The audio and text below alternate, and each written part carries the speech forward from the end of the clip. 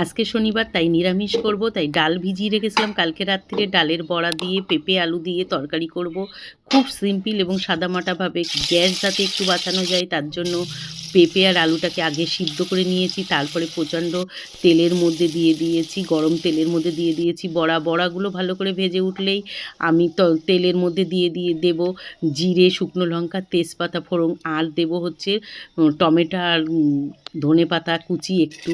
আর এই যে দেখতেই পাচ্ছ তেলটা গরম হয়ে গেছে। নিরামিষের দিন এইরকমও মাঝে মাঝে করে খেলে কিন্তু ভীষণ ভালো লাগে। বন্ধুরা, তোমরা কারা কী রান্না করলে আজকে অবশ্যই কমেন্টে জানিও। আর আমার রান্নাটা কেমন হয়েছে সেটাও কিন্তু বলো। আমি প্রতিদিনই রান্নার ভিডিও দিই তোমাদের কাছে, শর্টে দিই, লংয়ে দিই। কেমন হয় আমার রান্নাগুলো সেগুলো কিন্তু অবশ্যই জানিও। আর তোমরা যারা কমেন্ট করবে তাদের কাছে অনুরোধ থাকবে তারা যেন লাইকটাও ঠিকঠাক করে, তাহলে কমেন্ট আর লাইক দুটোই সমান সমান হবে। আর তাহলে আমার পেজটাও একটু ভালো এগিয়ে যাবে। আর